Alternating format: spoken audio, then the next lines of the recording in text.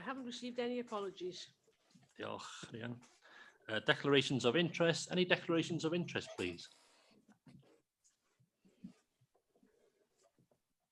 No declarations. If there are any as we go along, please give us a shout. Thank you.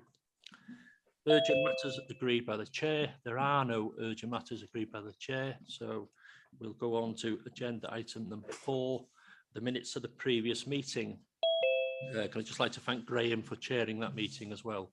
So we'll go on to page 7, page 8, 9, 10, 11, 12, 13, 14, 15. Any matters arising from those minutes, please? Everybody's very quiet this morning. Can I have I could propose a correct chair, if that's all right. Who was that, sorry? Peter. Peter Scott. Peter Scott, yeah. Thank you. And a second, Hugh Erling, yeah. Okay. Thank you.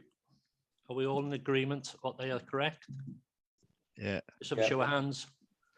Thank you. Great, thank you. Chair, if I may, I've just had a phone call from Cheryl. She is on her way in. Okay, thank you, Brian.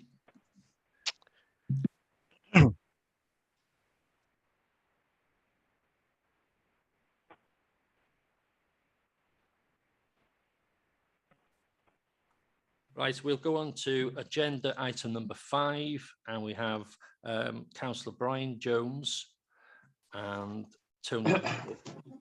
So, Brian, are you going to kick off?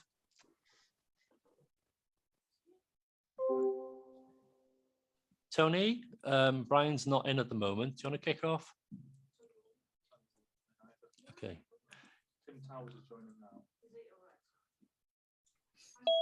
Can we just adjourn the meeting for 2 minutes, just for some members to come in?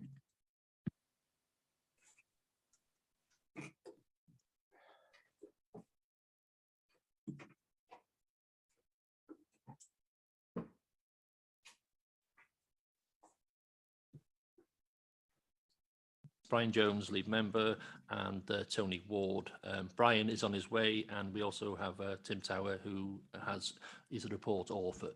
So can I ask Tony Ward to kick it off, please? Morning, everybody. Thank you, Chair. Yes, I'll introduce the report as Brian hasn't been able to join yet. Obviously you'll seen the report, and this report is about. Tony, we're losing you. Sorry, I don't know. Are you? Camera off. Sorry. Okay, I'll turn my camera off. Is that any better, Chair? That's much better. Thank you. Okay, fine. Okay, going back to the start, this report is about our highways maintenance specifically in terms of unclassified roads. Members asked us to bring this report today. Just as a bit of context, 44% of our road network consists of unclassified roads. And if we consider C roads and unclassified roads together, that makes up around 80% of our entire network. So I suppose the point there that I'm trying to make is that when we talk about our approach to these types of roads, we're really talking about what our approach to road maintenance is generally, because, as I say, these roads make up the majority of the network in reality. Members will know that we've been saying for some time that we need to invest more in our highways network. And it's great that the principle of that has been recognised and accepted by members, and that's been debated, at length over the recent months. However, we do need to say that we'll never have enough money to ensure that all of our 1,400 kilometres of road network are in good condition, and so we will always need to prioritise. And that's kind of partly what this discussion is about, I suppose. How do we do that? As per paragraph 4.7 of the report, one of the key principles which I wanted to highlight here today has always been to ensure that there is at least one good quality road serving any community. And I think it's important to highlight that. It's an important point because what that sometimes means is that other roads serving that community, we're not able to prioritise those for improvement because we've had to focus on prioritising that one route to make sure there is one good quality route serving the community, and that's usually the busiest link into that community. So I wanted to highlight that particularly. I also wanted to highlight a typo in the report, unfortunately, which I've only recently spotted, is in paragraph 4.8. It refers to strategies laid out in paragraph 4.5. That should say paragraph 4.7. It's an error that occurred because I added a couple of extra paragraphs in and we forgot to change the reference to that paragraph. So I just wanted to highlight that. But obviously the paragraph 4.8 does also include some extracts from our Denbighshire Highways Code of Practice, which talks about again, the kind of criteria or the kind of approach we take to plan our work. So I thought that was important to highlight too. In terms of ways that we are starting to work differently, something I just wanted to touch on briefly, there are two aspects to our work. There's the capital programme, which you all know is a large chunk of money that we every year we bring a program round to the mags, which we're about to do that in the next round, to agree which roads we're going to be undertaking servicing work on, and there is also our revenue funded in-house highways maintenance, which is the kind of lower level pothole repairs and kind of ancillary work that we do to maintain the roads. So in terms of the capital programme, one of the great things about the recent discussion about increased funding for capital was also the discussion about trying to ensure that that is provided on a kind of longer term basis. So members were obviously keen to support the department so that we have £4 million a year for the next 5 years. And it's that next 5 years bit is really important because it enables us to take a longer term approach to the capital programme. And it's particularly relevant in terms of unclassified roads, because many of these roads are extremely long and very difficult to tackle in any one year. So the kind of approach that we might be taking, or we might be able to take, or we will be able to take with a longer term commitment to the capital programme, is that we might look at having to do a section of a road 1 year and then another section of that road the following year in order to make it affordable and manageable. So I wanted to highlight that. In terms of the in-house work, one of the main things that we've been trying to do recently, which is different, is when we go to a road to do some work, is to plan this in more effectively and actually close a road and not just fill the potholes with temporary repairs, but actually undertake all work that is required on that road at the same time, whether that be work to drainage, proper patching, etc. So that's something that we've started to do over the last year. I think it's been working quite well. We've been getting some good feedback from members and the public about that approach when we've done it, and it's something we plan to carry on doing, in future. One more thing that I just wanted to say was to provide some context around the resource that we have for our in-house highways maintenance team. Is something that perhaps people don't appreciate, is that in total we have 14 highways operatives in the council spread across the whole county. So we have talked about this 1,400 kilometres of road that we've got About 10, 15 years ago, I understand, way before my time, I understand that that figure was 36. We used to have 36 highways operatives across the county. So we've obviously got less than half of that amount these days. And I just wanted to provide that as some context. The other thing in relation to that is during the winter maintenance season, when we're undertaking gritting on a regular basis, that number can be reduced to 4 operatives available to actually do highways work, because if they're gritting, they can't be doing the day job because they need to be, they're either gritting or needing to be rested. So effectively that means that we're not able to do any planned work during the winter. You know, we've only got that very, very small resource to be able to deal with the kind of most urgent needs across the roads. So obviously the detail is in the report, and the value is probably in the discussion today and the questions. Unless Tim's got anything specific that he wants to cover that I haven't covered in my introduction, then that was all I was going to say, Chair. I was going to open it to questions. Well, can I jump in there, Chair, please? And By all means, Brian. yes, thanks, Chair. Apologies for my late arrival. I got a little bit mixed up and had a job getting in, but we're here now. Tony's given a bit of a comprehensive introduction there. I believe I caught him talking about the extra finance into the capital spend.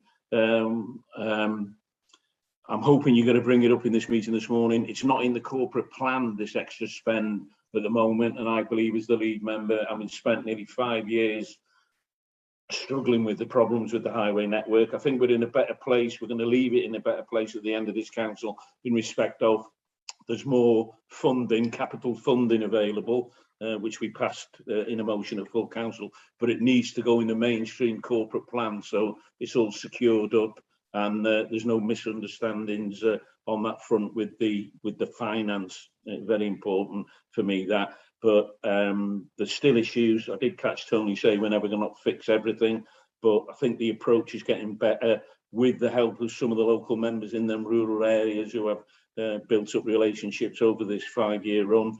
Yourself, Chair, Mervyn Parry, just the two to mention, and things look a little bit better the way we're going to attack it through things like ditch clearing, going back to old methods, the ditch clearing, gully emptying, sweeping. If we can get the resource to back that up even better, which Tony Ward's just alluded to, you will see a difference. We will see a difference. Okay, thank you, Chair. Thank you. Thank you, Brian. Tim, do you want to add to anything? No, I'm fine, thank you. I think we'll just open up to questions and I'm sure we'll cover things there. Thank you, and thank you, Tony. Quite a difficult subject. When I joined the council 9 years ago, my biggest problem was dog muck. Now it's potholes. So the price of fuel going up, the price of car tax going up, council tax going up, and the poor motorists are saying to me, our roads are in the worst state now. But there we are. I'll leave it like that before I upset anybody, and I'll move on to members, please. Any members? Who? Within the group, please. Who? Mervyn Parry, I don't know. Yeah, Mervyn Parry. Yeah, could I just ask, with the Tony mentioned that we've got 44% of the roads are unclassified, and with the C roads put into that, it brings it up to, I think he said, around about 80% of the road. Correct me if I'm wrong, Tony. What sort of percentage are we allocating of the money to the total capital spend to the rural roads? We've lost you, Mervyn. Sorry. Camera off.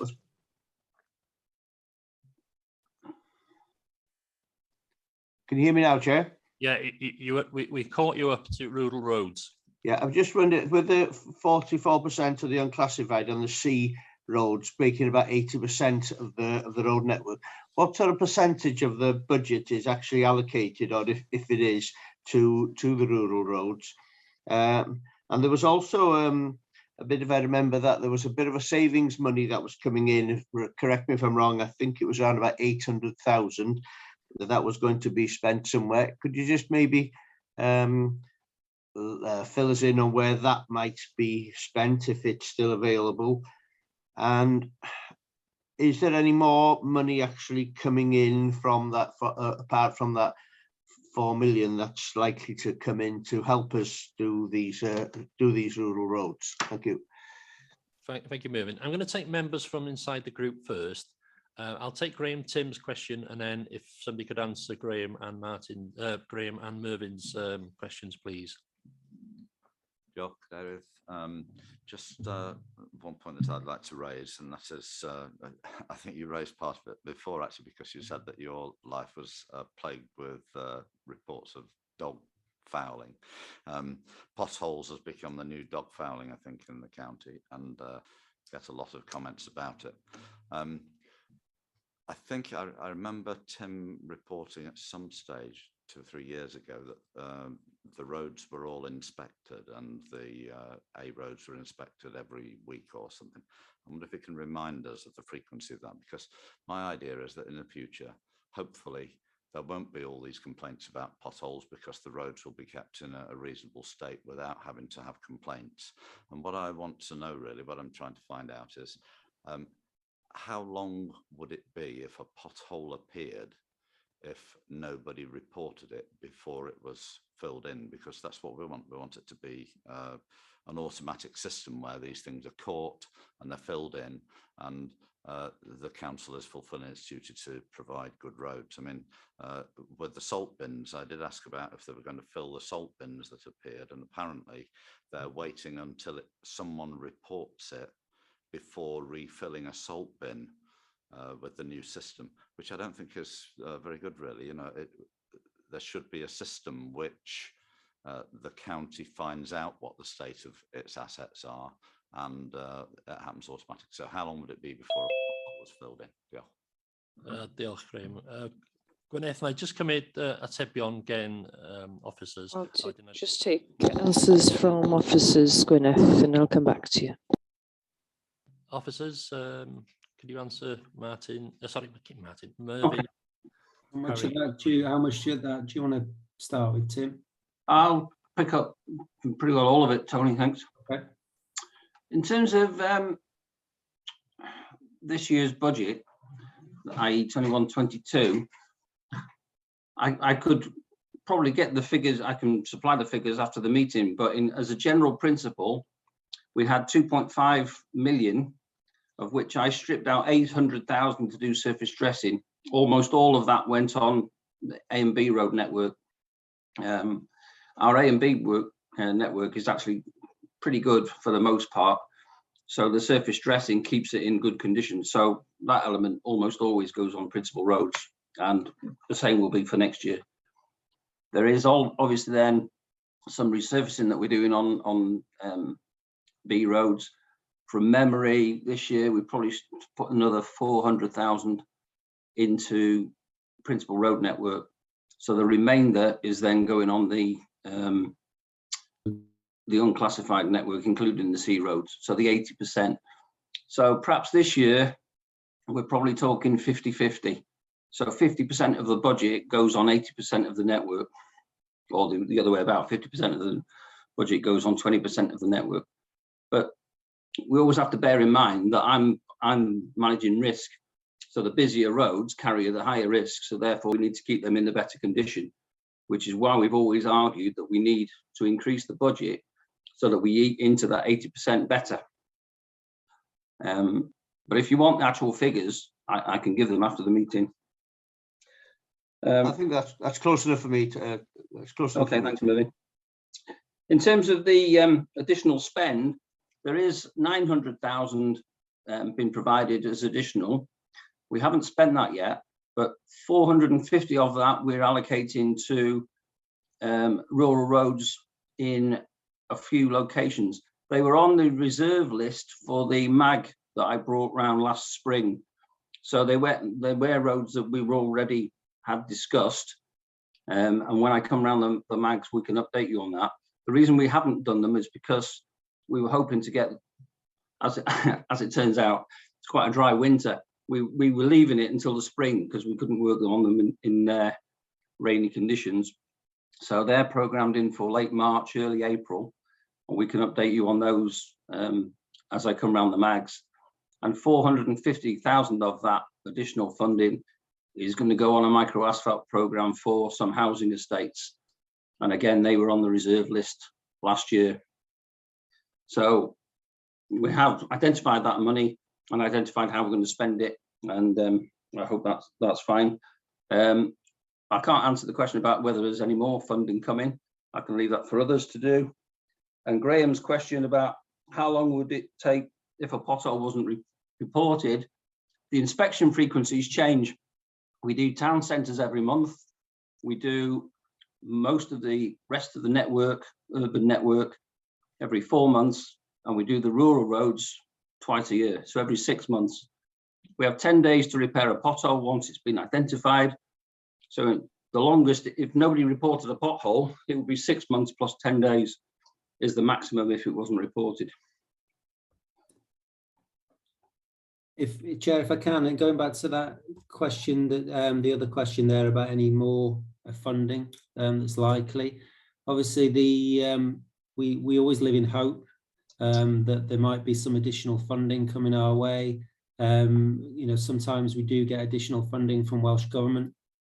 We've had that in the past, and you know, it's obviously highways is a big high-profile issue nationally, so we can never rule out Welsh Government, you know, providing additional funding. The question then for the council will be, what do we do with that money, with that additional money? Now that if for example, if Welsh Government turned up tomorrow and said, "Here's £1 million for you for highways," the council would need to decide whether that £1 million should be given to us as additional money, or whether it should displace some of the money the council has already committed for highways, because potentially, unless it was specifically ring fenced as additional, then Tony, it could be used for something else. Tony, sorry to interrupt you. Steve Gard's put his hand up, and I know. Yeah. Oh, sorry, Steve. Sorry, I didn't see Steve was here. Steve will be able to add to that too, I'm sure. Yeah. I was just going to point out that that there is always the chance that Welsh Government give one-off grant funding for various things, you know, schools, all sorts of things. It tends to be between now and March, which obviously makes planning difficult. So what we tend to do with it is apply it in year and carry forward our funding into the following year so that the service can spend it. I would point out that capital funding is tight at the moment with Welsh Government. Their spending capacity has actually dropped next year, and our grant for our block grants, which includes an element of highways, actually reduced next year. So we've had to put an additional pressure in the budget proposals that are going forward, that were approved by Cabinet and are going forward to Council, to actually plug that gap for a year, so that the block grants remain the same for a year. So the revenue funding seems to be okay, but the capital funding, as I say, seems to have dropped for a year, and then it slowly creeps back up to last year's levels, to 21-22 levels. That doesn't mean that at year end they won't find some money from projects that, and basically what they do is manage all their projects together. If some projects are stalling, whether it be, you know, whatever building, whatever project it is, they'll treat it all the same. If those projects are stalling, they might reallocate funding to other priorities. And obviously, you know, one of our jobs is to lobby where we think some of that funding would be best spent, which obviously highways is a priority for the council. That's one of the decisions that we've made recently. So that would obviously be something we'd be calling for. Thank you, Steve. Graham, Mervyn, are you happy with your answers? Yes, Chair. I'd just like to ask one more question before you put us out to the group. Go on then. It was just really with the rural roads, because obviously I'm a rural councillor, and we're, you know, 6 months inspections, which is, I can understand why that happens. But going back to the previous council, and I don't know if it's changed this time, with the street scene, whereas the operatives from Denbighshire County Council came to do a job, whether they were emptying the bins or brushing the road or whatever. It was something that everybody would report if they seen an issue, whether it was their job or not. So whether the bin man comes through or somebody coming through doing another job and sees a problem, you know, does that situation still stand? You know, are they feeding, are the staff that's on the ground doing other jobs within the area, in rural areas and in urban areas as well, reporting these, or is that possible something that can be included in their role, to make a note or take a picture or show something to report it back to somebody, rather than just drive over the pothole for 6 months and say, I've seen that pothole 6 months and nobody's done anything about it. You know, we used to do it as part of street scene, but I seem to think that we might have gone back into some sort of silo type work now. So maybe you can explain that to me. Thank you. Okay, Graham Timms. Thanks. Just another point really that I'd like to add. The roads, the A roads, are in reasonable condition in the main. But if you want to stop in a lay-by, that's very often a different matter. And the condition of lay-bys sometimes is absolutely shocking. How does the maintenance of lay-bys sit alongside the road maintenance plans? So I think one for Tony and maybe Tim there. On the Yeah, second. Tim, I was going to suggest I answer Mervyn's question. You take Graham's, is that okay? Yeah, sure. In terms of the Mervyn's point, yeah, Mervyn, you're quite right. This is exactly the approach that we want everybody to take.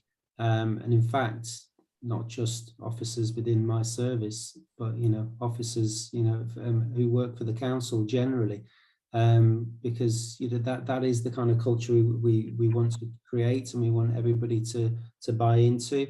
You know, if you see something, report it.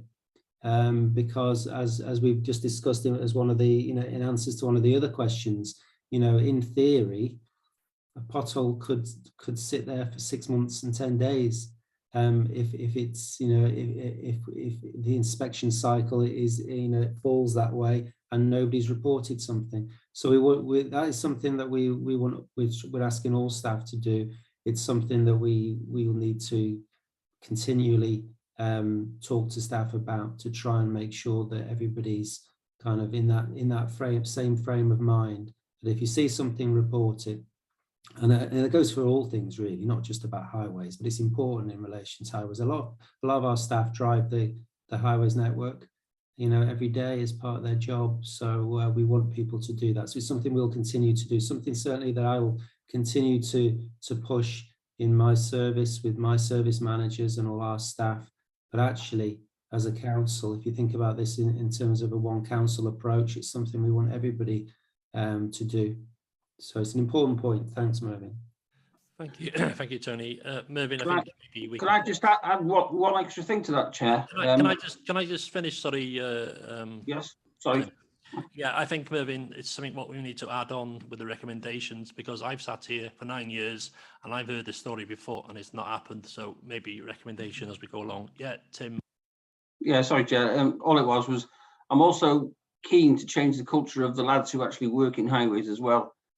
That although resources stretched, if they go into a rural network to do a piece of work that they've been sent there to do, i.e. potholing, I'm going to be asking them to look around and see what else they could be doing while they're there, so that we get a bit more efficiency from that sort of thing, like even simple things like turning signs around or clearing a little bit of vegetation from signs while they're there. That's part of what I want to be introducing over the next few months.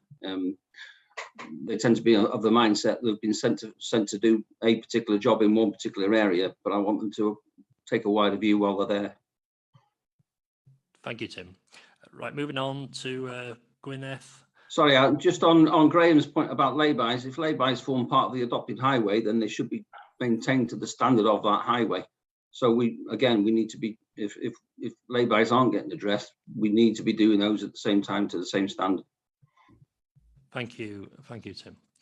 Gwyneth and then Hugh Worthing, please. Diolch, Cadeirydd. Thank you, Chair, and thank you for the report. After reading it, I went to see if I could recognise which roads in the area here are C category, C roads, but I couldn't find that out. So it's quite a simple question here. Is there a way of identifying which are unclassified roads and which are C roads? And another question I had, that's just come up when Tim spoke. Tim mentioned that rural roads are inspected twice a year, every 6 months, but in the report on page 18.4.4, it says that the council hold a review of 50% of their C roads every year, which should mean that every road would be looked at once every 2 years and not twice a year. So which one of those facts is true, please? Right. Can we just take, sorry, can we take Hugh, Yeah. take two at a time, sorry. Hugh? Yeah, thank you, Chairman. Bonadar, everybody. I represent an urban ward, as you're aware, although the one edge of it is actually verging on rural.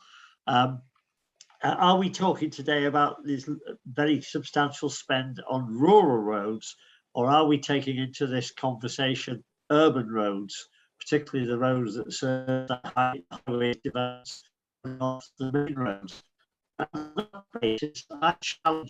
Sorry, Hugh, can you turn your camera off? We can't hear you, sorry. Sorry.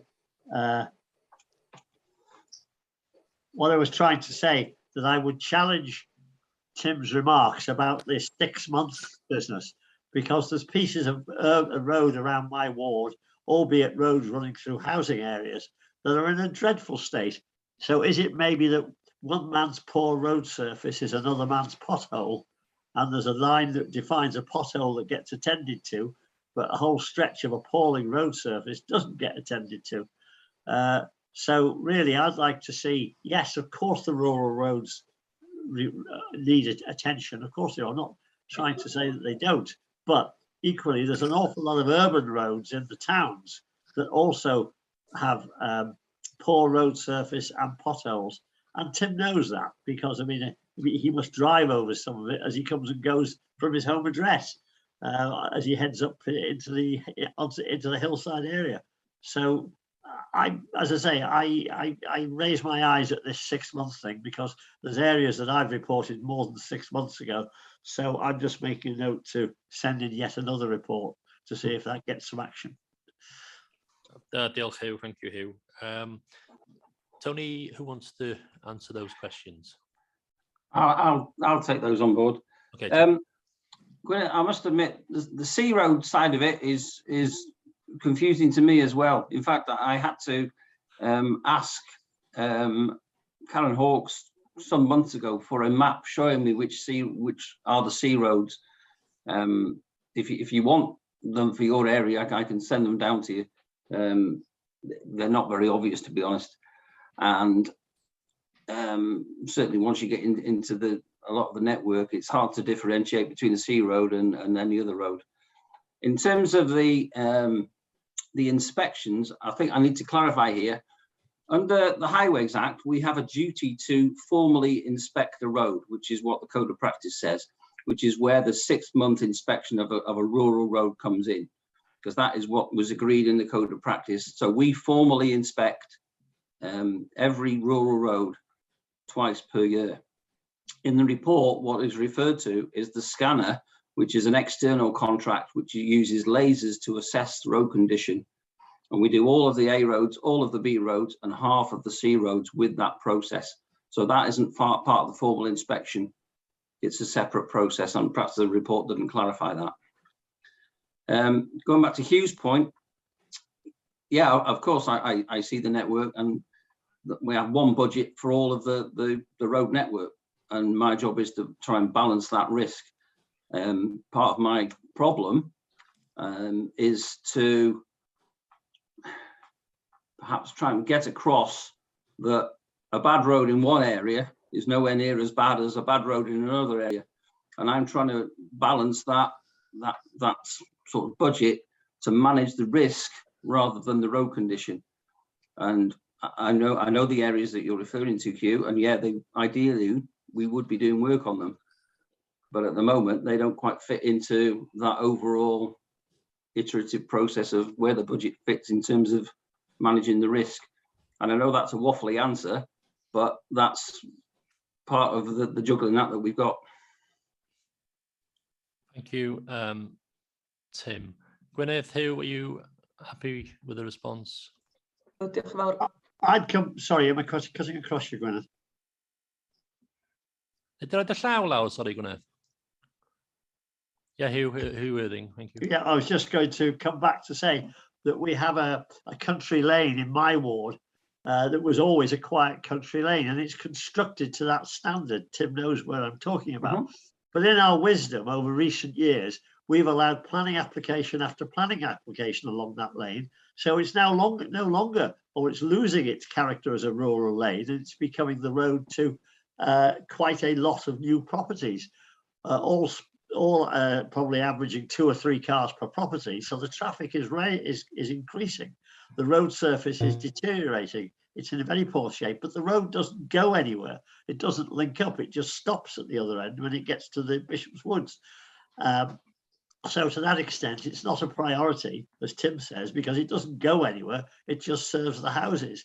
So maybe we ought to be saying through the planning process that should we be allowing planning applications on plots where the road surface approaching them really isn't adequate. And of course, the more you build, the more the road surface gets wrecked by heavy vehicles, etc., and then the increasing amounts of traffic. So I think there's a balance to be found there. And you wonder whether it should be addressed as part of the planning process as well as the highways process. Thank you, Hugh. Thanks, Hugh. I'm going to move on. We've got a lot of speakers patiently waiting in the background. We've got Peter Scott, and then we'll go outside the group to Meirig, who's been waiting for nearly 20 minutes. So Peter Scott and then Meirig. Thank you, Chair. Question similar to Graham, really, but is there any money in this? Turn your camera off, Steve. Sorry. Again.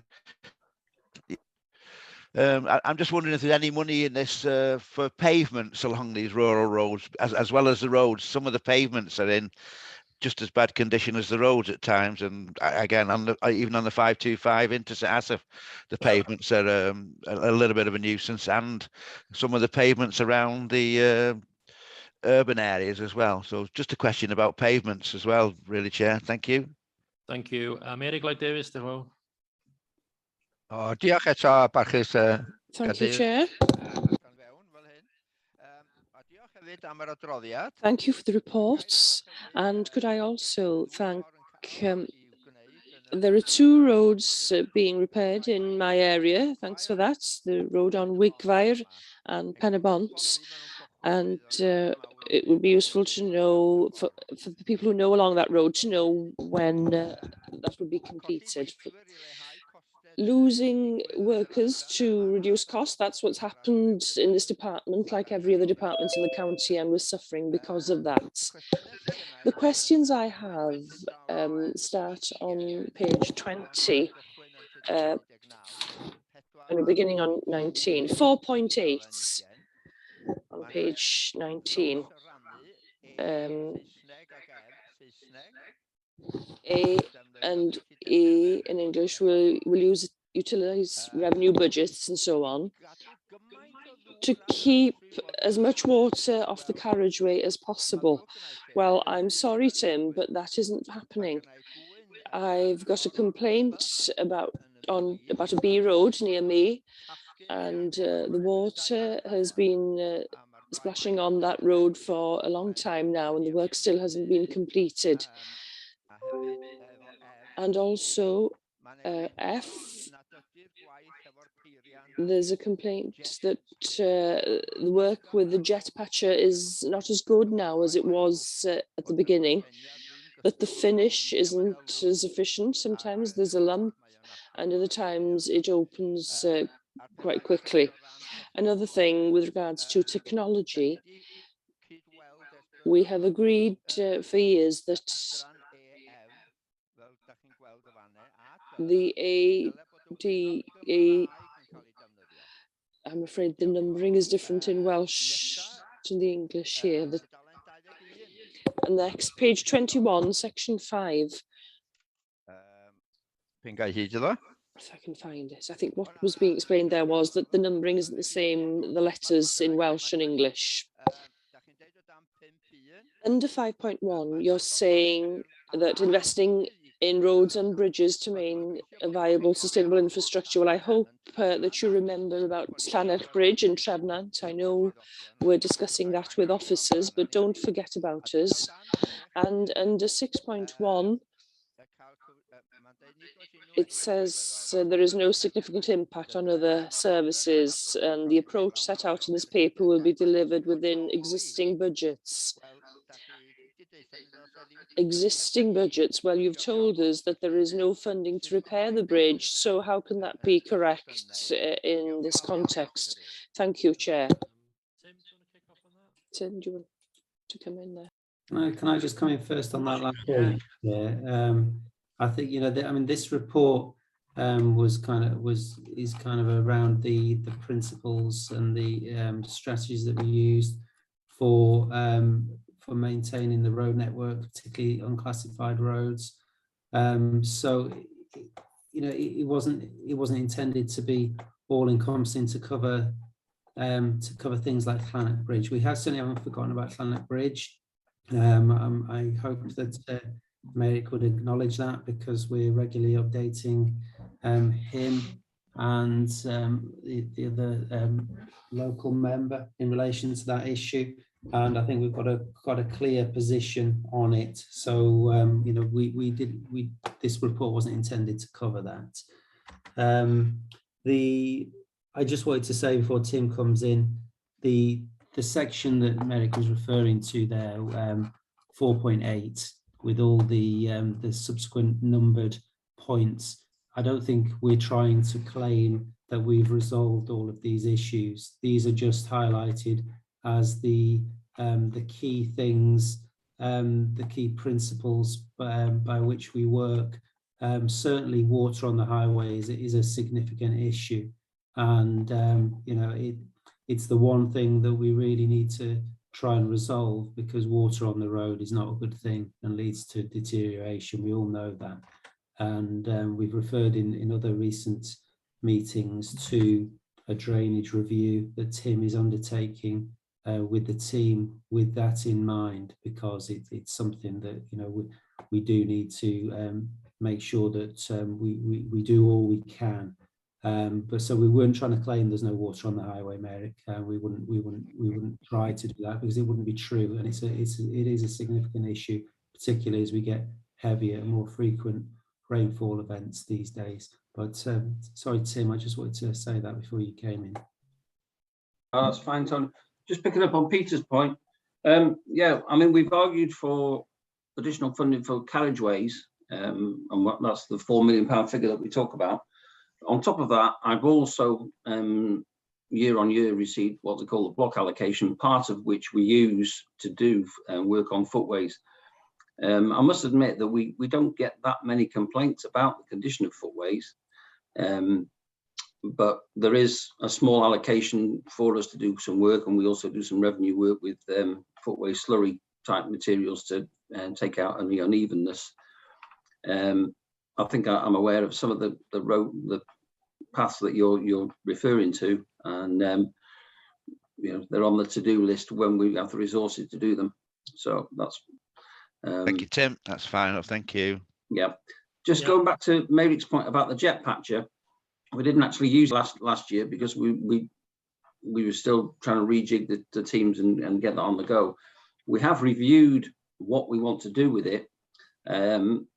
And what we intend to do this year is bring it back onto the road, but we will also pair it up with a roller.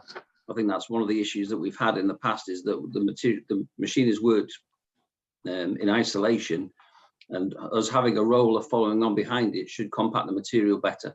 So that's our intention for this year, is to try and get more effective final process with the same process. Thank you, Tim. Merrick and Peter's happy. Can you put your hands down? Be oedd y sefyllfa hefo'r wyddor Gymraeg I fod? What was the situation with having the Welsh alphabet to be used with the points in the Welsh version, please, Chair. Yes, with regards to that, of course, when the report is produced in English, we send it to the translators and we get it back. I can raise that with them, that they haven't changed the alphabet, but I think the plan was so that you can cross-reference. If you referred in the meeting to point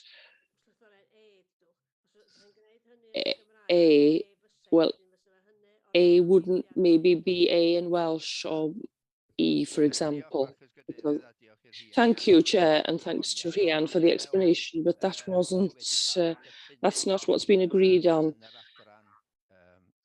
in the department regarding the Welsh alphabet on reports. Okay, well, that's been noted and Rhian will look into it. Thank you. The next two speakers are Martin Holland and Emrys. Thank you for being patient there. Martin Holland. Thank you, Chair. Thank you very much. Well, first and foremost, can I just say, as a member for one of the largest rural wards, where I think possibly I've got 80% of the unclassified and C roads, can I just say I welcome the report and the extra funding. That's the first thing to say. Also, to be fair, I think that most rural members, our inboxes are full of information or questions about potholes, and we pass those on to Tim's team on a regular basis. So although perhaps they're only doing this review every 6 months of the rural roads, I have no doubt that Tim and his team are getting a lot of emails from us saying these are where the potholes are, and in most cases I must admit I do send a photograph in with them as well from the iPad. Just a quick comment before I go into my questions. Just a quick comment. I'm surprised that Welsh Government are cutting our capital funding this coming year, when if you read the papers, the documents that came out of Welsh Government, that actually they have cut their new roads capital budget altogether. So I'm surprised that they're not allowing us some extra money to repair the existing roads. I can understand not wanting to put new bypasses in and things like that, and they are massive capital projects. So I'm surprised that our capital funding from them is being cut. A lot of my questions have been answered, so the patching machine and things like that. But can I just ask a few others? First and foremost, where do estate roads come into this 1,400 kilometres of road? Are they a separate entity, or are they part of that total figure? Bridges, as you know, some years ago, 2 or 3 years ago, I brought the question of bridges to Scrutiny. And actually, it was one of the most popular meetings because Jim Hall was an excellent speaker and he really knew his subject. But at that time, I raised this because in rural communities, our bridges are often a lifeline and often the only way in to some of our rural communities. And at that time, we were talking about an £11 million backlog in repairing those. I just wonder where we are with that. And since then, I know, the Bridget Trevenant has gone as well. But I'm just concerned that as we have these, climate change and large amounts of water coming down from the hills, I'm just worried that some of our other rural bridges are in the same boat. You mentioned drains and gullies, just to say that I have that similar problem, lots of surface water on our roads, which are taking off the surfaces, which of course long-term means a bigger budget, cost to us. So I think that your comments about, clearing the gullies and drains more frequently, if possible, will save money in the long term. Over the years in the past, we have had trips around the rural wards with officers, which has been a good way of identifying identifying problems, certainly with resurfacing roads, etc. Some of my unclassified roads are more like farm tracks now. You can't tell where one pothole finishes and the next one starts. And Tim knows probably the main one I'm talking about on that score. But obviously, if I know COVID has put a stop to that, but I'm hoping that as COVID dissipates, that we can return to some of those visits in the rural wards to have a look at our roads. And just the final one, really a comment. You did mention about the guys in the teams looking a bit further than just the job they're filling. Can I suggest one of the things that we do need to do, certainly in rural areas, is actually clean the signs. A lot of them are covered in like a green verdigris, which actually blocks out the signs in many cases. And I know one at the Valley Lodge junction sign there, which is quite a big sign which directs traffic. If you come along there at night and shine your lights on it, you can hardly see it. And it's because there's a film on the sign. So, again, it's just a small point, but actually by just giving them a damn good wash every now and again would solve a problem. Thank you very much, Mr. Chairman. Thank you, Martin. Emrys Wyn, Thank you, Chair. The problem with being the last to speak is that maybe some of the questions have already been discussed. I'll try not to repeat those. Can I just mention briefly? So maybe they'll get up to your area soon. Can I mention yn Rhuthun ei hun? Does gynnon ni ddim In Rhuthun itself, we haven't got unclassified roads. I think Tony Ward has already mentioned the fact that this is a report regarding the unclassified roads, and they're quite scarce here in Rhuthun. I'm going to mention specifically Greenfield Road that leads to your ward, Chair. There has been a problem there during the heavy showers that we've had recently. It's a matter of drainage, but there isn't a ditch on one side or the other, and there's no means for the road to drain from the dip where it collects. It's a small road. I don't know whether it's classified. If it is, it would be a C road. It's difficult for people coming from your ward into Rhuthun if they know about it. It's quite heavily used. It's also part of the cycle route. There are little blue signs there saying that it's a cycle route. And I've had complaints, and I think the county have also had a complaint about the water gathering on this road. The question is, how could you give this more priority than you would normally give to an unclassified road? Because it does create problems, and I can foresee that it'll be a long-term job to solve this problem. Whilst we're talking about water, I've got a second question regarding drains. Although we should be discussing unclassified roads, every speaker has gone on to classified roads as well. The Acw curb drains. When the brush on the lorry comes by to clear the verges, quite often the mud is pushed into the holes that are supposed to drain water off the roads, and that causes problems even within the town itself. And finally, it's a comment more than a question. It's good to see a message from Tony Ward last week or this week saying that hopefully within the next 6 weeks, the road between Rhuthun and Llanfair, the footpath will be given attention, and it will be widened, and it'll be safer for pedestrians or cyclists, children on bikes and so on. And I almost had to reach for the blood pressure machine when Tim Towers said not many complaints about footways. They must come in mainly from Rhuthun. Aware of it. We need to say Corwen Road to you. Can I just call Steve Gardner? Steve is our support officer. So Steve, you've got your hand up. Is anything crushing?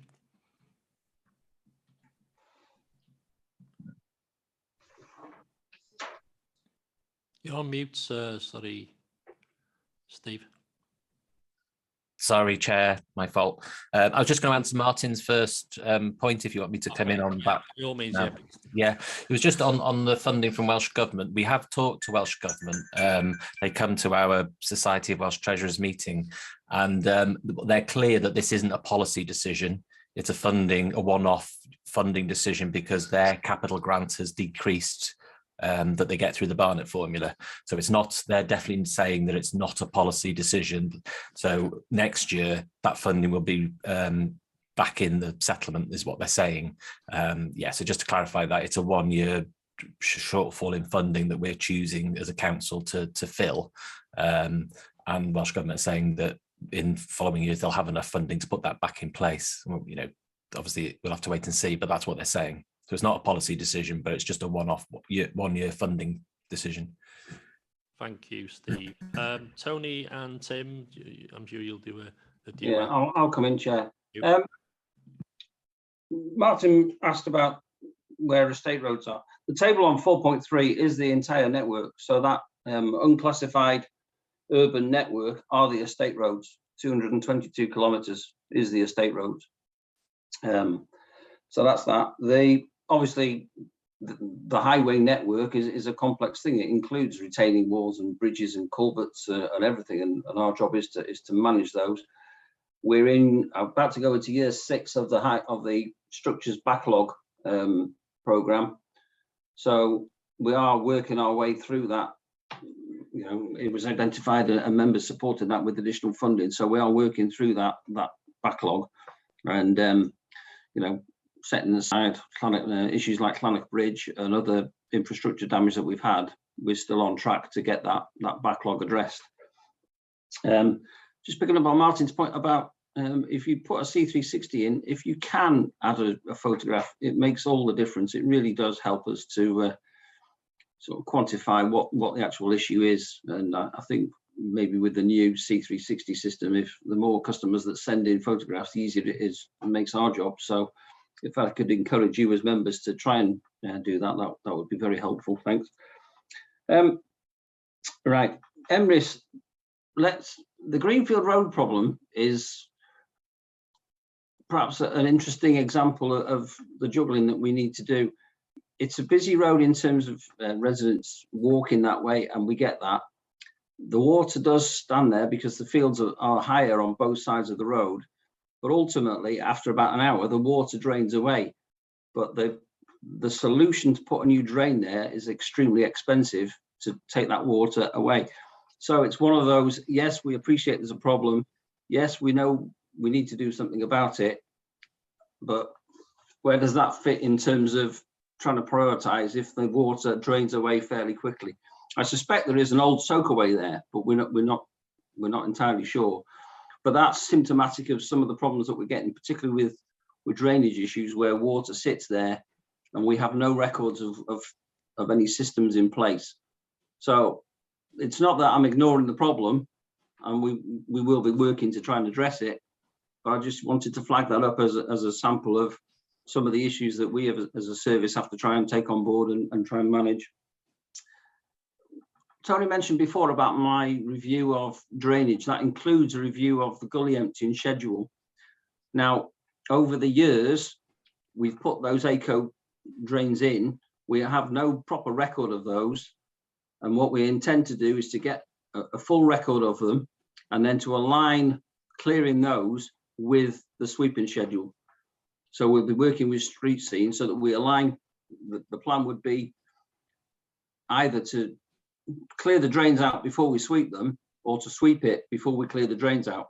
But we need to come up with a system where we've got more joined up thinking in those areas. There's a significant length of those now across the county, and we do need to address those. So I think that was all of the questions from memory. I don't think I've missed anything. I think you've answered the questions. I just made a comment about Common Road, but we can discuss that at another time, if you wish. Martin, Yes. are you happy? Yeah, I think so, Mr. Chairman. I think we'd like to reinstate, obviously, the member/officer trips at some stage, but that's all down to COVID. I do appreciate that, but it would be a way of getting around to see our roads. Thank you. Thank you.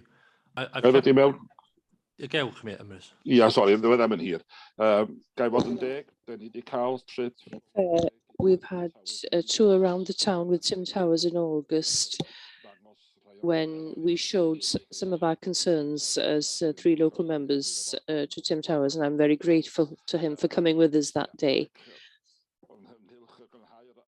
Regarding cleaning the curbside drains, I would suggest, I'm not an expert, but I think maybe they need to be cleared after the brush has gone by, because that unfortunately pushes the mud into them. I've left the speaker till the end, Arwel Roberts. He's the final speaker today before we move on. Thank you, Arwel. What do you want, Chair? Thank you. Good to see you chairing so well. Could I raise a point? Rhuddlan also represents a rural area, the border with Dyserth and Combe area that goes towards Rhiallt, and there are rural roads there, certainly. There is one road that concerns me slightly. I'm not sure, like Gwyneth, whether it's a C road or whether it's an unclassified road. It's a road that leads as a bolt hole towards the A55, where the old rugby club used to meet. And the rugby club now is under consideration to be redeveloped, the area where we used to play rugby years ago, near Crickin Farm. That's an interesting name. I'm sure you know about that hill. That is a very busy road, and it's in a bad state. I'd like to know, I hope Tim could tell me whether if that's a road that you're planning to look at, because if there will be a development on the old rugby ground, that will be a much more dangerous road again. And secondly, what is the situation with regards to the water board? Tim knows that before coming to the bridge, that there's a huge pothole. And the reason I've heard that the county council can't do anything about this is because the water board say there's a stop tap there, and lots of people get their tyres into that pothole, and I'm getting numerous complaints from councillors and the town's residents that nothing is being done about it, and it's been there for a while now. Also, if I could mention, water gathers, as Councillor Emerson has just said, on New Road that leads past the cemetery. Water gathers there when you have heavy rain and storms. Would it be possible in future for you to look at that, please? Thank you for the opportunity to speak, Chair, and thanks for the praise. There's no need for you to do that at all.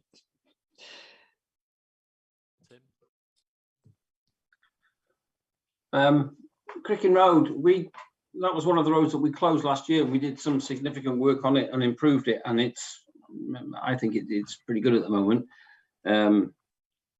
Obviously, developments go on all the time, and the knock-on effect on the highway needs to, we have a team who look after that. So hopefully they can take on board improvements to the highway that need to be done in conjunction with that development. But my role is just to try and maintain the condition of what's there now. And I think in terms of Crickin Road, that we've done a good job there. Again, the stop tap issue, I'll follow up after the meeting, Arwell, but I appreciate that you also sent a photograph yesterday, so that was helpful, and I'll try and get to the bottom of that. And yeah, the issue by the cemetery, we'll try and see what's going on there. But again, I think that's grown over the years and got significantly worse, hasn't it? Thank you, Chair, and thanks to Tim. The conclusion. Can I just thank Brian, Tony and Tim. Difficult subject and frustrating with all the cuts which have been over the years. So it goes to the recommendation. Graham's going to take it, but I'd like to add some on at the end, please, before we go to the vote. Chair, the recommendation, there's one recommendation there and another one that you mentioned that we might add. The first one is that the committee considers the report and confirms it's happy that the correct approaches to highway maintenance is being applied so that the best alignment between the risk to users and the available funding is being achieved. And then the one that you mentioned after that, Chair, was the committee encourages the promotion of a one council approach to reporting problems being adopted by all staff and services. I was going to add in laybys as well. What we have a report somewhere about the state of the laybys as well. I don't know where we go with that, but it needs to be in there somewhere. Okay, so to add to that, the committee requests a report on the state of the laybys. Yeah, maybe it's just an email report, because if they've been inspected in the last 6 months, there will be a report. You just want to make sure what they're in the highway network. So okay, so there are the 3 recommendations. So there's the recommendations. Anybody like to add to that, or are we happy to go with them 3 suggestions? Sorry, Chair, could you just clarify what the request was about laybys, please? What we have a report. We have a report in the last 6. Report on the laybys of the state of the laybys within Denbighshire. It only has to be an email report. Okay. If they've been inspected in the last 6 months, you'll have that data. Not wanting to go back into the meeting, but the state of the laybys throughout Denbighshire really cause for concern. We ask agricultural vehicles to pull over to let cars pass. We ask people to pull into laybys when they're tired and when it's a safe haven. And most of them have got potholes nearly waist deep. Maybe I'm exaggerating, but you know where I'm coming from. So, everybody happy with that? Yeah, we'll show of hands. Yeah, everybody's got a show of hands there. So that's passed. Thank you very much. Again, Brian, thank you.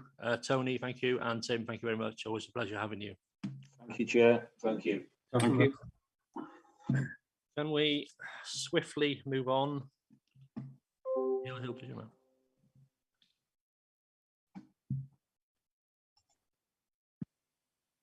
Hugh Hildridge, are you there?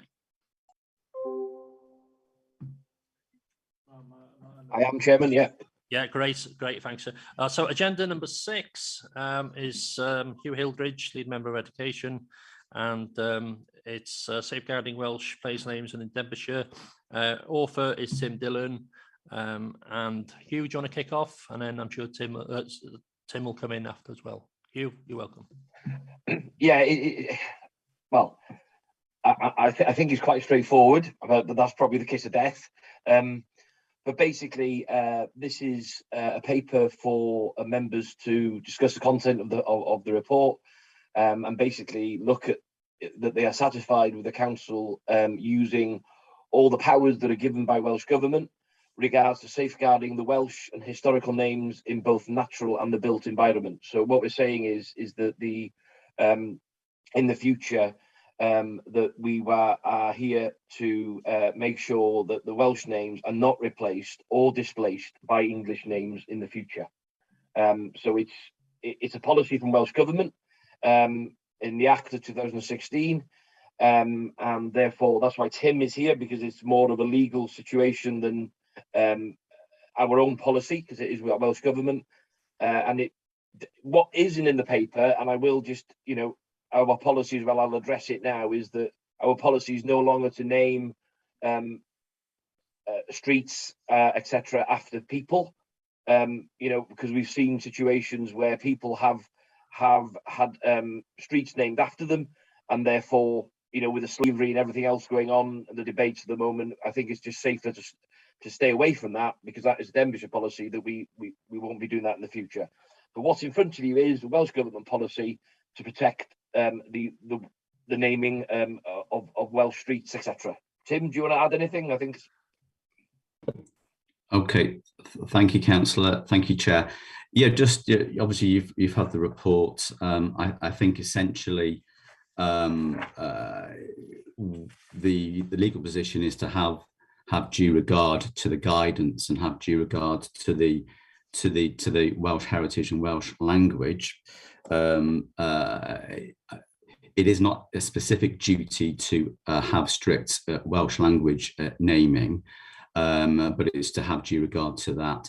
But what is interesting, of course, is that we do have a relatively recent policy in the context of street naming and numbering, where we go over and above our legal requirements. And in fact, in the policy that was adopted in actual fact a year ago, January 2021, it specifically states in section 5 that the policy, any new street naming has to be Welsh language. So that is essentially, that's over and above the legal requirements, and it's more than having due regard. I'm happy to assist members if you want, if you want me to clarify anything, if you have any questions. Thank you, Chair. Thank you, Hugh, and thank you, Tim. Members, there's no hands up at the moment. Oh, Mary Lloyd, Mary Lloyd Davies. There's nobody within inside the group, so we'll go to Mary Lloyd Davies. Oh, diolch yn fawr eto, Mr Cadeirydd. Thank you again, Chair. It's very brief, quick now. 2 points, if I may. 4.5 on page 24. The local authority have responsibility for naming streets in their area. We've been in Trefnant for a few years, 10 years maybe, trying to name a street that is unnamed officially. Anyway, posts say it's correct, but it isn't. And the departments have refused to send letters out asking whether they would like a name that we as a community council or local member propose to them. That's my first point on 4.5. And then there's another section, section 6 on page 27 regarding costs. The county council also have refused to pay for a sign, a legal sign that was supposed to be erected on an estate in Trefnant. And I'm asking kindly to our solicitor today whether the council have broken the law with regards to erecting bilingual signs and so on. Thank you. We'll take that first, Hugh and Tim. Thank you. In relation to the... You go for it, Tim. Thank you. I'm grateful. Thank you, Chair. Just in relation to the latter point there, I don't know the detail of that. I suppose what a follow-up from this meeting will be to make inquiries with the relevant department on that as to what exactly went on. But yeah, I can't really comment on whether whether that was legally permissible or not. So yeah, if we could, that could be a follow-up. In relation to the first query, again, that is perhaps something to follow up with the relevant departments. I'm not too sure about the detail on that. Thank you. Thank you, Tim. Eric, ti'n hapus I cymryd o hefo Tim allan i'r gwarfod, wyd? Are you happy to take that up with Tim outside the meeting, are you? Yes, if he phones me, we'll discuss it and I'll give him the background, yes. Thank you both. Hugh, do you want to come in? Hilditch? No, Tim has answered it. Councillor Mervyn Parry next. Diolch, Hugh. Just Thank you, Hugh. I just want to know why building how new houses that are built in towns or villages, there is a means of asking the developer and to the villagers or the school or so on to put forward a name for the new estate and so on. But how does that work with naming new estates? Can somebody explain that to me, please, in Welsh and English, to decide on a name for a new estate? Dwi'n meddwl wneud Tim ddod I fewn, ond y ffordd dwi'n deall o, Mervyn, ydy I think Tim will come in, but the way I understand it is whoever owns the estates, they can propose names to the county and then it goes through a process of discussion and we see where it goes. Could I just come in here? I worked with Clwyd Allen on the new estate in Llanbedr and we decided on a name and that's how it worked with Clwyd Allen anyway. If I could come in, Chair, to help here. In my days, we contacted the local school if the developer couldn't find a name, and quite often it would be the name of the field or a name to do with the local area. And we also got in touch with a local member, and it worked well.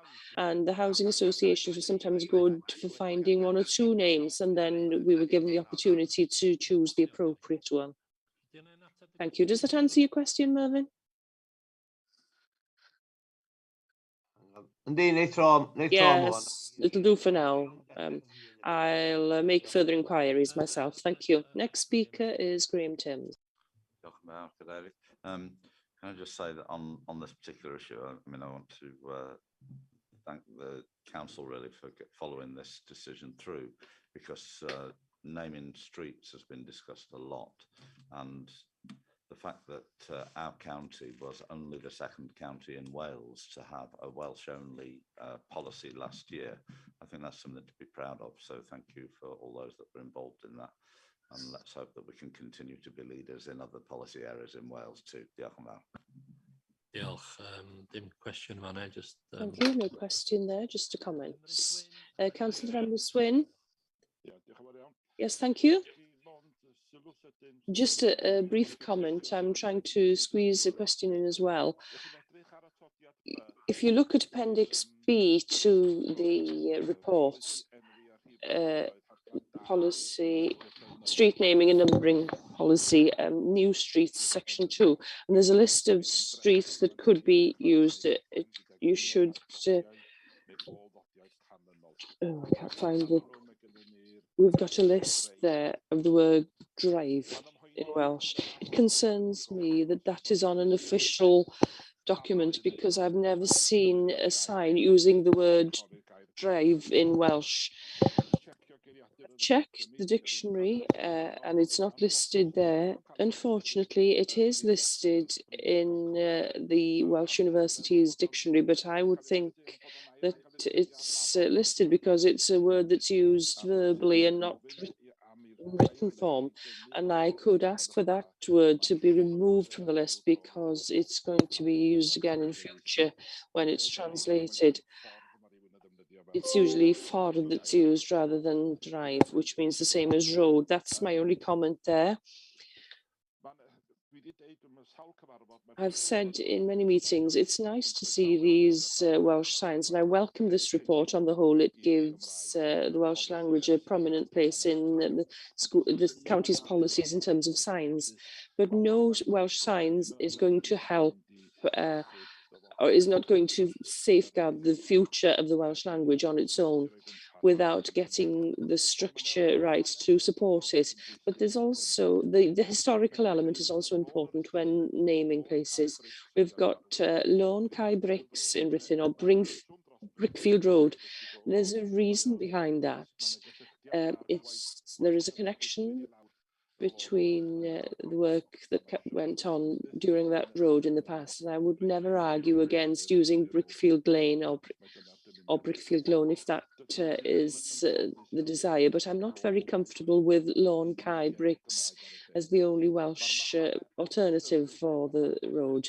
The Ordnance Survey maps that are used by the planning department today still refer to that road as Lôn Gwernydd, which is the historic name for the road. It means wetland, and it is to do with the nature of the land in the bottom there. So locally, can we please ensure that we keep the original Welsh names?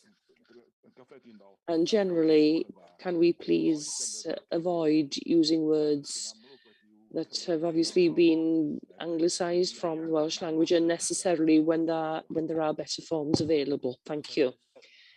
Thank you, Emrys. Hugh, do you want to come in?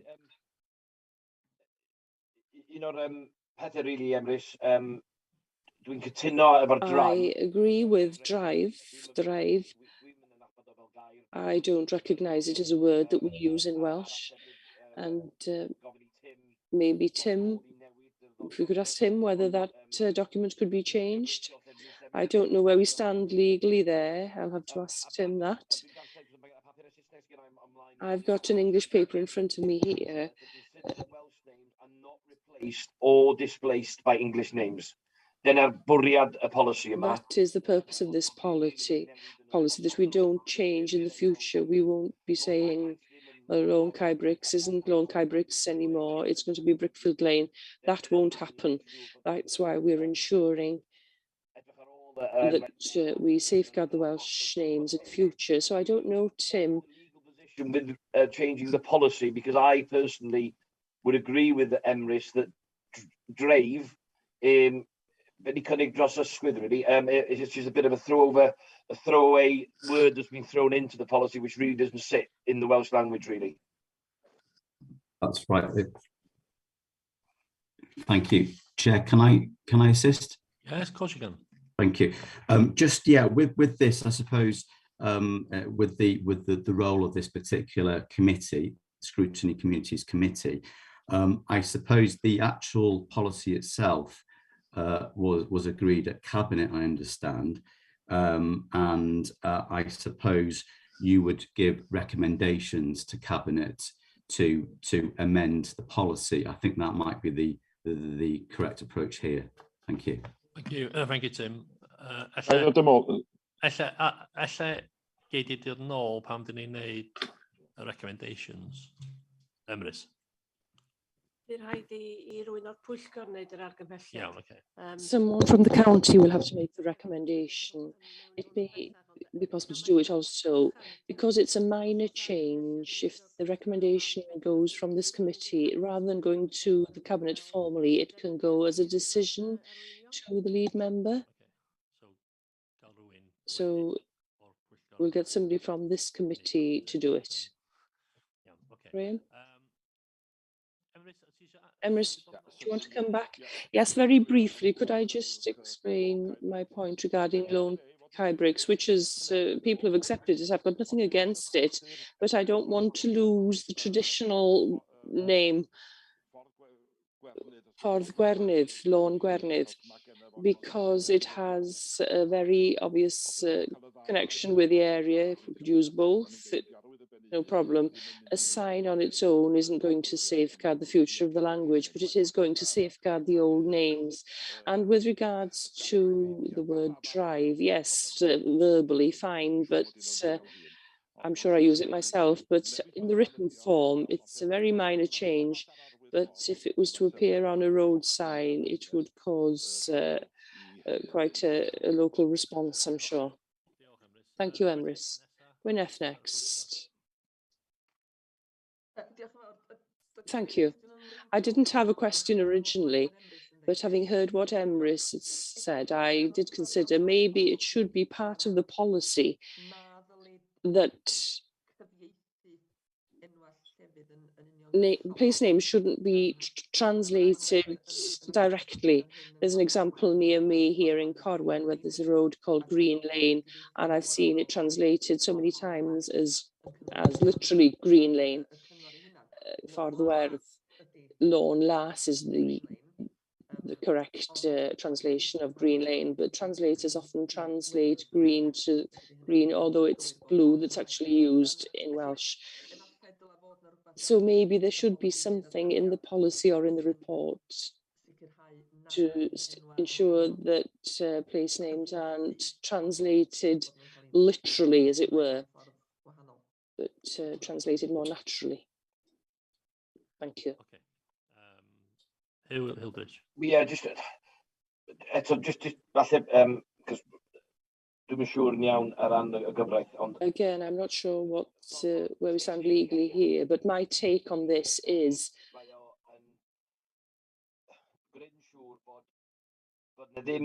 it's to ensure that, can we say, Ffordd Cae Glas, Greenfield Road, for example, isn't just going to be Greenfield Road in future, that both names appear in Welsh and English, and that they're both safeguarded.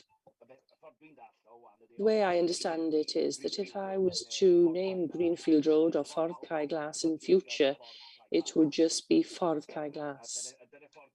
That's how I take this policy anyway, and I hope the solicitor can support that is the situation. Am I right, Tim? Yeah, to assist, yeah, there is a good point there about there's always a risk with a literal interpretation, isn't there, from English to Welsh. And like I said before, the legal position is that local authorities acting in their capacity as naming authorities need to take into account, they should take into account historic place names. So that's the natural, proper Welsh name, as opposed to the should I say, defective interpretation name. So that's already there. So due regard has to be had to that, and not the literal interpretation. Thank you. Diolch, Tim. Led anyone? Ola i siarad eto? Diolch yn fawr iawn ti. Speaker, again, what we have in front of us here confirms that the council uses its powers in terms of safeguarding use of Welsh place names historically and so on. And as someone who pushed this forward in the Welsh Language Committee, that's chaired by Graham, and Emrys is also part of it, I'm very grateful for the work that Hugh Hilditch and also the solicitor has done. There are one or two things that can annoy me. Think of the word close. Close. There is a place here called Close Owen. Close is a word that also sounds like trounces, meaning underpants. And when you say it in Welsh, it does sound a bit odd. Close Perllan, fine, because orchard close. But I've got 1 or 2 points here. One, it's important to keep place names that have been Welsh along the years. Words, as I said previously, such as cricin, bachwen, names that are important to keep. That's why we've raised this. There is a tendency for us to lose names on buildings and so on. And this is very important that Denbighshire keep traditions and the names that we have on places, on buildings, on fields and historic places. That's why this report is before you today, and it's a step in the right direction. So I'd like you to look at the word close. It's quite an odd name for me.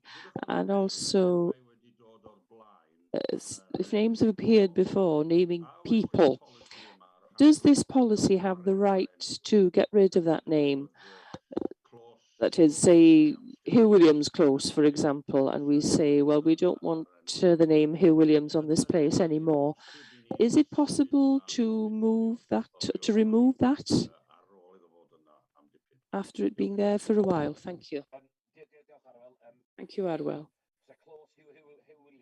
Close Hugh Williams would be a very large one. 2 points in terms of close. If you live in South Wales, it means a farmyard as well. So across Wales, it means different things to different people. So, but as you say, it can sound as something else. To me, in terms of this policy, it's very positive. We're not going to get English names when we agree 100% relevance names still make sense. About 12 months ago now, they wanted to change a place name called Pwllchwiaid. Now, I think a name like that is part of Wales, and we must ensure that we keep those names. In terms of changing the name of, say, Hugh Williams Close, and you wanted to, he'd done something bad, I assume that it would be the same process to put a request in to change the name, and we'd have to take it from there. Maybe Tim would say something different, but I assume that the process would be the same as changing the name. Is that right? That's right. Just to assist, Chair. and to clarify that, that's right. If they're, well, first and foremost, with the policy, you know, a street name can't be named after an individual, whether alive or deceased. Obviously, that carries a degree of risk, doesn't it? With what's happened relatively recently concerning criminality or whatever of individuals. In that situation, yeah, the street name, there'll be a process to follow, and again, the local authority will have to consider the Welsh Government policy, consider Welsh language and heritage before a decision is made. So yes, and due regard will be had to that. Diolch yn fawr iawn. Diolch yn fawr. Thank you, Tim, and thank you, Hugh. So we'll other speakers. No, everybody quiet. Graham, can we kick over to the recommendations? Can you just jot down what Emrys said? Yeah, I'm not sure I get that. Might need a bit of help with Emrys here. Yeah. Could help. Emrys, tisio dod i fewn? Yeah, I can help there. You'll have to put it through Graham.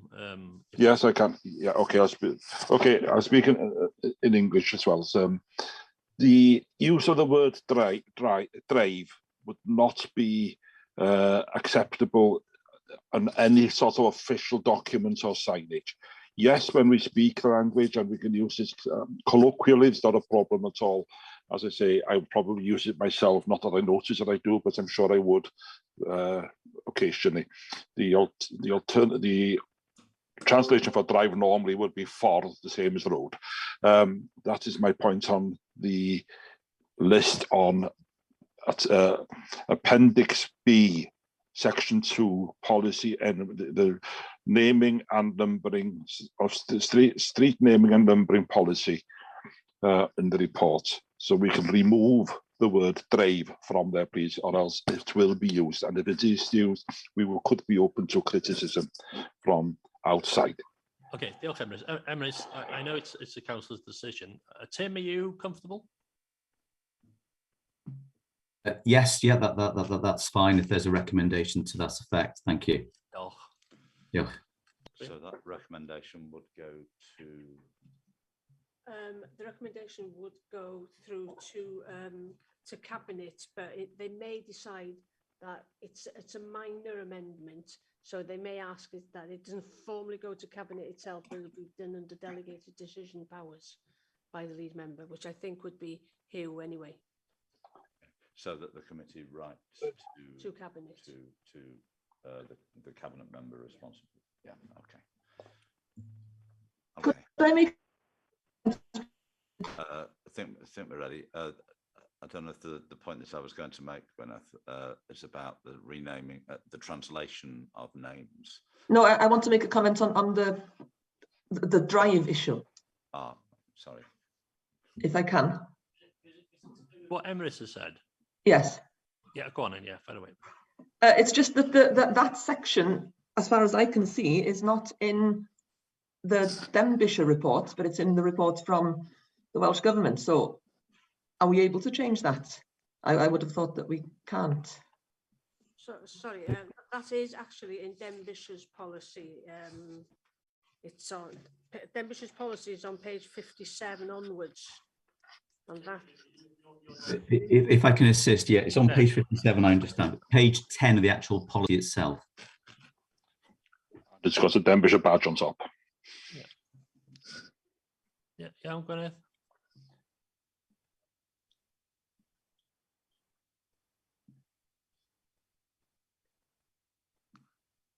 Okay, Gwyneth, are you happy with us to carry on with Emrys's recommendation to Graham? Graham, are you comfortable with everything?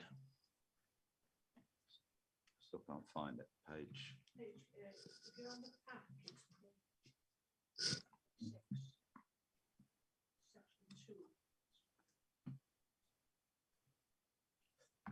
Okay. Yeah. So that recommendation then to add would be that the committee writes to the lead member to recommend that the word DRAVE is not included in the policy, and he could do that under a delegated decision if he was so minded. He's here, maybe he will take his time to decide, but if we write to him to ask for that. Okay, so the recommendations, then the three recommendations, I think, are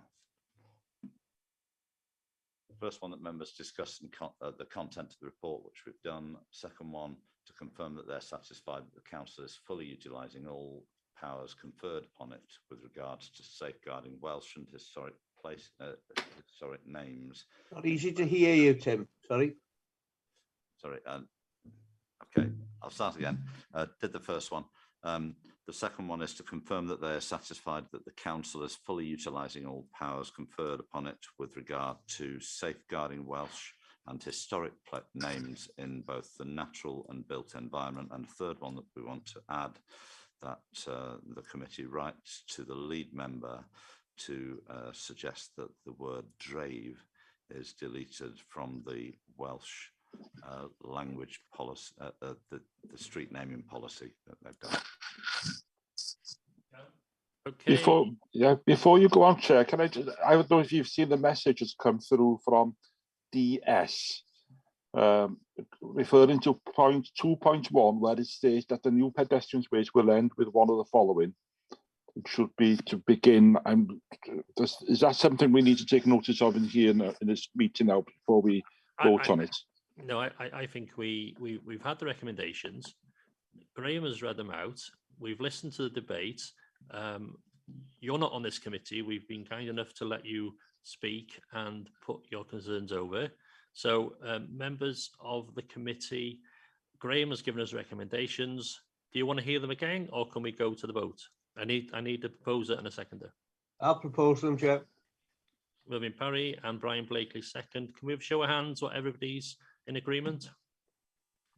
Lovely, that's a full house. Diolch, Hugh, Hildridge a Tim, diolch o galon, neis i weld chi. Emrys, diolch am fod yn glyw. Right, symud ymlaen I agenda item rhif 7. We'll move on to agenda item number 7, and I think Rhian is going to take this. Thank you, Rhian.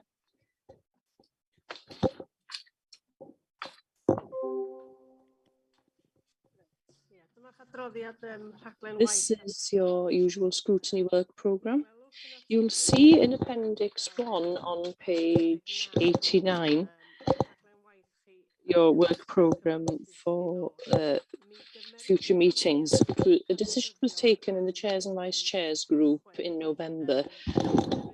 Because we're coming up to the local elections in May, the pre-election period will begin on the 18th of March. So there will be no meetings unless they're absolutely essential and the matters can't wait. So there won't be any meetings from the 18th of March onwards. Now, your meeting happens to be on the 10th of March. There are 4 items there at the moment. There are 1 or 2 that I'm not quite sure whether they'll be ready for the 10th of March. But also, of course, the task and finish group on floods and the ownership of riversides, they're due to report back to you before the end of this session of the council. So there is a possibility that the report of that group will also be before you. I am making inquiries at the moment regarding the strategy, the tourism sign strategy, because I know that's been held back due to COVID. There is an item there on mistreatment of dogs, also an item on holiday lets and second homes. I'm not quite sure at the moment whether officers will be in position to report back to you on that, because I know the Welsh Government are at the moment discussing pilot plans in some areas of Wales to look at that. So I'm not quite sure whether that will be ready. The next report will be the Planning Compliance Charter. I think they will be able to bring you that if that meeting goes ahead. In Appendix 2, you'll see the application form There is a meeting of the chairs and vice chairs group this afternoon, so if you have got any urgent item that you'd like them to consider, if you fill that in and send it to me by 2 o'clock this afternoon, and they will consider it. Of course, things will now be held back until after the election in May. And then in Appendix 3 is the Cabinet Forward Work Programme, and Appendix 4 is the progress with committee resolutions. I don't think there's anything else that I wanted to raise that isn't in the report. So summing the line. So moving on to item number 8, feedback. Committee representatives. Is everybody happy with number 7 before we move on? Sorry. Everybody happy? Okay. Yeah. So number 8 is feedback from committee representatives. We have a flood task finishing group meeting tomorrow. It should be the last one. Councillor Mervyn Parry, Peter Scott. Yeah. If I've missed anybody else, and thank you for chairing the last meeting, Peter. Thank you. So hopefully we'll have a chance to give that report back before the end of this council life. So anybody else on representatives on any committees? Councillor Mervyn Parry. Yeah, it was just a quick question. Can you hang on? Let me put the camera off. It's just a quick question as a reminder, because we might not have the opportunity again, and I might not be a councillor again if I'm not successful in the election. We were going to have a report brought back to community scrutinies on the impact of the closure of Ysgol Rhewl to the community of Rhewl itself, and I don't think that still hasn't happened, and I don't want to lose that opportunity of having that report, even if I'm unsuccessful in the next election, for the residents of Rhewl to understand how it's impacted them. So I'll leave that one there. Yeah, that report is actually on the Forward Work Programme. If you look at page 93 of your pack, it's under the information report section, and it's due to be circulated next month. Yeah. Geoffrey, and just if it gets set back, all I'm asking is that we don't lose it. That's all I'm asking. If we lose it with various things, so just make sure that it does come back. Diolch, Mervyn. Anybody else? All quiet? Thank you. Yep. Right, can I bring this meeting to a conclusion? Hopefully it's not our last one, but we'll see this afternoon, I'm sure. Thank you very much, members. Lovely to see you all, and keep safe.